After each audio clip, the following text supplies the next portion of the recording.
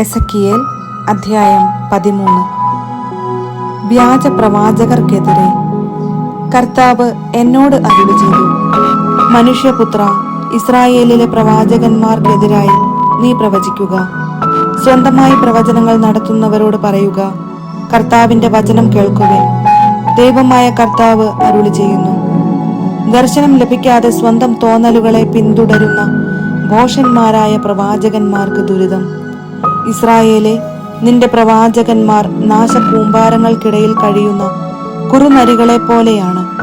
കർത്താവിന്റെ ദിനത്തിൽ ഇസ്രായേൽ ഭവനം യുദ്ധത്തിൽ ഉറച്ചു നിൽക്കാൻ വേണ്ടി നിങ്ങൾ കോട്ടയിലെ വിള്ളലുകൾ പരിശോധിക്കുകയോ കോട്ട പുതുക്കി പണിയുകയോ ചെയ്തില്ല.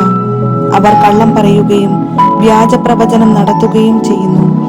കർത്താവ് അവരെ അയച്ചിട്ടില്ലെങ്കിലും കർത്താവ് അരുളി ചെയ്യുന്നു എന്ന് അവർ പറയുകയും അവിടുന്ന് അത് നിറവേറ്റുമെന്ന് പ്രതീക്ഷിക്കുകയും ചെയ്യുന്നു.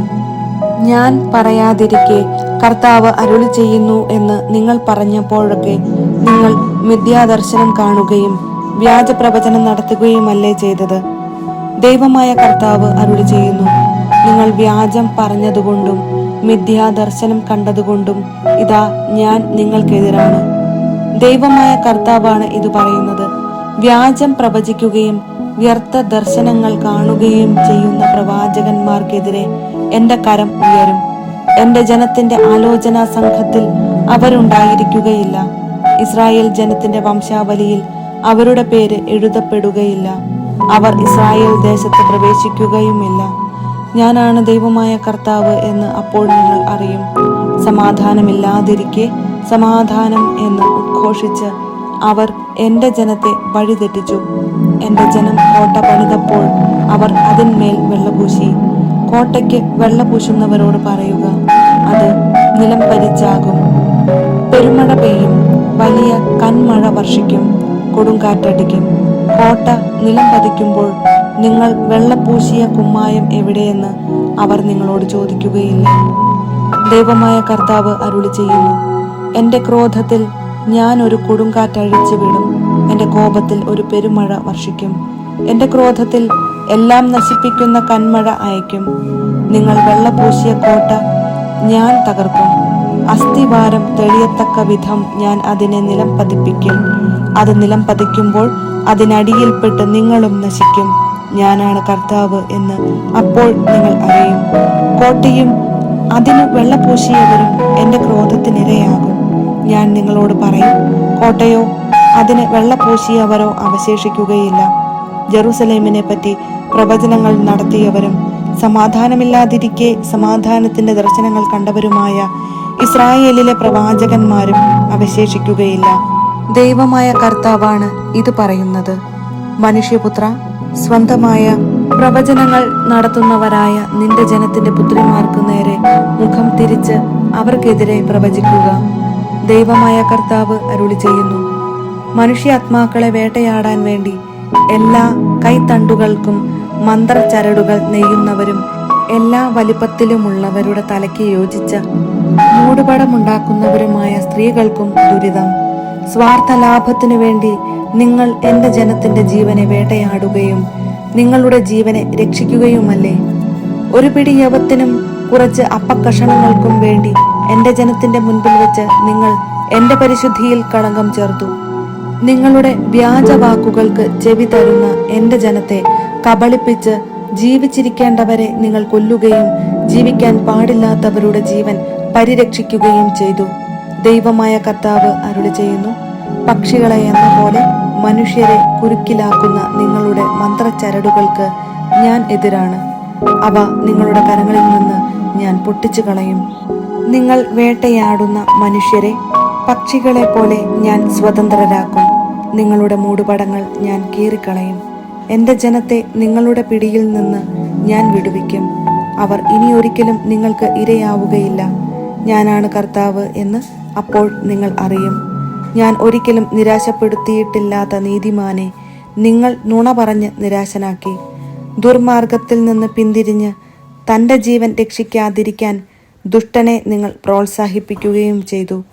നിങ്ങൾ ഇനി മിഥ്യാദർശനങ്ങൾ കാണുകയില്ല, വ്യാജപ്രവചനങ്ങൾ നടത്തുകയുമില്ല. എൻ്റെ ജനത്തെ നിങ്ങളുടെ കയ്യിൽ നിന്ന് ഞാൻ മോചിപ്പിക്കും. ഞാനാണ് കർത്താവ് എന്ന് അപ്പോൾ നിങ്ങൾ അറിയും. എസെക്കിയേൽ അധ്യായം 14. വിഗ്രഹാരാധനയ്ക്കെതിരെ. ഇസ്രായേലിലെ ശ്രേഷ്ഠന്മാരിൽ ചിലർ വന്ന് എന്റെ മുമ്പിലിരുന്നു. എനിക്ക് കർത്താവിന്റെ അരുളപ്പാടുണ്ടായി. മനുഷ്യപുത്ര, ഇവർ വിഗ്രഹങ്ങളെ തങ്ങളുടെ ഹൃദയത്തിൽ പ്രതിഷ്ഠിച്ചിരിക്കുന്നു. അവരുടെ പാപഹേതുക്കൾ അവരുടെ കൺമുൻപിൽ തന്നെയുണ്ട്. അവരുടെ ചോദ്യങ്ങൾക്ക് ഞാൻ ഉത്തരം പറയണമോ?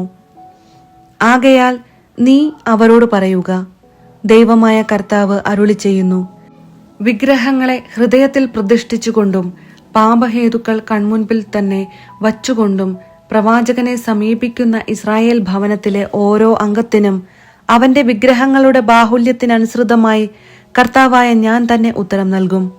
വിഗ്രഹങ്ങൾ നിമിത്തം എന്നിൽ നിന്ന് അകന്നുപോയ ഇസ്രായേൽ ഭവനത്തിലെ ഹൃദയങ്ങളെ പിടിച്ചെടുക്കാൻ വേണ്ടിയാണ് അത്. ഇസ്രായേൽ ഭവനത്തോട് പറയുക, ദൈവമായ കർത്താവ് കൽപ്പിക്കുന്നു, പശ്ചാത്തപിച്ച് വിഗ്രഹങ്ങളിൽ നിന്ന് അകലുകയും മ്ലേച്ഛതകളിൽ നിന്ന് പിന്തിരിയുകയും ചെയ്യുക. വിഗ്രഹങ്ങളെ ഹൃദയങ്ങളിൽ പ്രതിഷ്ഠിക്കുകയും പാപഹേതുക്കളെ കൺമുൻപിൽ തന്നെ വയ്ക്കുകയും ചെയ്തുകൊണ്ട് എന്നിൽ നിന്ന് അകലുന്ന ഏതൊരുവനും, അവൻ ഇസ്രായേൽ ഭവനാംഗമോ ഇസ്രായേലിൽ പാർക്കുന്ന പരദേശിയോ ആയാലും, ഒരു പ്രവാചകന്റെ അടുക്കൽ ചെന്ന് എന്റെ ഹിതം ആരാഞ്ഞാൽ കർത്താവായ ഞാൻ തന്നെ അവന് മറുപടി കൊടുക്കും. ഞാൻ അവനെതിരെ മുഖം തിരിച്ച് അവനെ അടയാളവും പഴമൊഴിയും ആക്കും. എന്റെ ജനത്തിനിടയിൽ നിന്ന് അവനെ ഞാൻ വിച്ഛേദിക്കും. ഞാനാണ് കർത്താവ് എന്ന് അപ്പോൾ നിങ്ങൾ അറിയും. പ്രവാചകൻ വഞ്ചിതനായി അവന് ഉത്തരം നൽകിയാൽ കർത്താവായ ഞാൻ തന്നെയാണ് ആ പ്രവാചകനെ വഞ്ചിച്ചത്. ഞാൻ അവനെതിരെ കരം നീട്ടി എന്റെ ജനമായ ഇസ്രായേലിന്റെ മധ്യേ നിന്ന് അവനെ തുടച്ചു നീക്കും. അവർ ഇരുവരും ശിക്ഷിക്കപ്പെടും. പ്രവാചകനും പ്രവചനം തേടുന്നവനുമുള്ള ശിക്ഷ ഒന്നു തന്നെ ആയിരിക്കും. അത് ഇസ്രായേൽ ഭവനം എന്നിൽ നിന്ന് അകന്നു പോകാതിരിക്കുന്നതിനും തങ്ങളുടെ അപരാധങ്ങൾ കൊണ്ട് ഇനിമേൽ തങ്ങളെ തന്നെ മലിനപ്പെടുത്താതിരിക്കുന്നതിനും അവർ എന്റെ ജനവും ഞാൻ അവരുടെ ദൈവവും ആയിരിക്കേണ്ടതിനും വേണ്ടിയാണ്. ദൈവമായ കർത്താവ് അരുളി ചെയ്യുന്നു. വ്യക്തിപരമായ ഉത്തരവാദിത്വം. കർത്താവ് എന്നോട് അരുളി ചെയ്തു, മനുഷ്യപുത്ര, ഒരു ദേശം വിശ്വസ്തത വെടിഞ്ഞ് എനിക്കെതിരായി പാപം ചെയ്താൽ ഞാൻ അതിനെതിരെ എന്റെ കരം നീട്ടി അവരുടെ അപ്പം വിലക്കുകയും അവരുടെ മേൽ ക്ഷാമം അയക്കുകയും ചെയ്യും. അങ്ങനെ മനുഷ്യരെയും മൃഗങ്ങളെയും ഞാൻ നശിപ്പിക്കും. നോഹ, ദാനിയേൽ, ജോബ് എന്നീ 3 പേർ അവിടെയുണ്ടെങ്കിൽ തന്നെയും അവരുടെ നീതി ഹേതുവായി അവർ മാത്രമേ രക്ഷപ്പെടുകയുള്ളൂ എന്ന് ദൈവമായ കർത്താവ് അരുളി ചെയ്യുന്നു.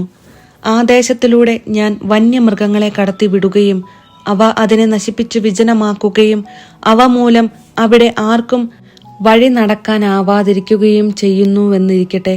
അപ്പോൾ ഈ 3 പേരും ആ ദേശത്തുണ്ടെങ്കിൽ തന്നെ ഞാനാണെ അവർക്ക് തങ്ങളുടെ പുത്രന്മാരെയോ പുത്രിമാരെയോ രക്ഷിക്കാനാവില്ല. അവർ മാത്രമേ രക്ഷപ്പെടുകയുള്ളൂ. ആ ദേശം നിർജ്ജനമായി തീരും. ദൈവമായ കർത്താവാണ് അരുളി ചെയ്യുന്നത്. ഞാൻ ആ ദേശത്തിനെതിരെ വാൾ അയച്ച് വാൾ ഈ ദേശത്തൂടെ കടന്നു പോകട്ടെ എന്ന് പറയുകയും അവിടെയുള്ള മനുഷ്യരെയും മൃഗങ്ങളെയും നശിപ്പിക്കുകയും ചെയ്യുന്നുവെന്നിരിക്കട്ടെ. അപ്പോൾ ഈ 3 പേരും ആ ദേശത്തുണ്ടെങ്കിലും ഞാനാണെ അവർക്ക് തങ്ങളുടെ പുത്രന്മാരെയോ പുത്രിമാരെയോ രക്ഷിക്കാനാവില്ല. അവർ മാത്രമേ രക്ഷപ്പെടുകയുള്ളൂ. ദൈവമായ കർത്താവ് അരുളി ചെയ്യുന്നു.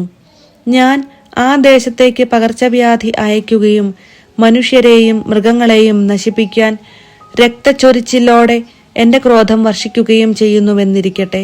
അപ്പോൾ നോഹയും ദാനിയേലും ജോബും അവിടെയുണ്ടെങ്കിൽ തന്നെ ഞാനാണെ അവർക്ക് തങ്ങളുടെ പുത്രന്മാരെയോ പുത്രിമാരെയോ രക്ഷിക്കാനാവില്ല. തങ്ങളുടെ നീതി ഹേതുവായി അവർ മാത്രമേ രക്ഷപ്പെടുകയുള്ളൂ. ദൈവമായ കർത്താവ് അരുളി ചെയ്യുന്നു. ദൈവമായ കർത്താവ് അരുളി ചെയ്യുന്നു. ഞാൻ ജെറുസലേമിൽ നിന്ന് മനുഷ്യരെയും മൃഗങ്ങളെയും തുടച്ചു മാറ്റാൻ വാൾ, ക്ഷാമം, ഹിംസ്രജന്തുക്കൾ, പകർച്ചവ്യാധി എന്നിങ്ങനെ 4 കഠിന ശിക്ഷകൾ അയച്ചാൽ എത്ര അധികമായിരിക്കും നാശം. എങ്കിലും കുറെ പേർ അവശേഷിക്കും. അവർ പുത്രന്മാരെയും പുത്രിമാരെയും കൂട്ടിക്കൊണ്ട് നിങ്ങളുടെ അടുത്തെത്തും.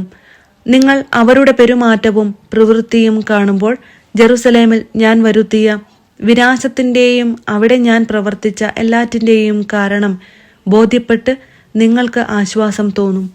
അവരുടെ പെരുമാറ്റവും പ്രവൃത്തിയും കാണുമ്പോൾ ഞാൻ അവിടെ ചെയ്തതൊന്നും അകാരണമായിട്ടല്ല എന്നു മനസ്സിലാക്കി നിങ്ങൾ ആശ്വസിക്കും. ദൈവമായ കർത്താവ് അരുളിച്ചെയ്യുന്നു.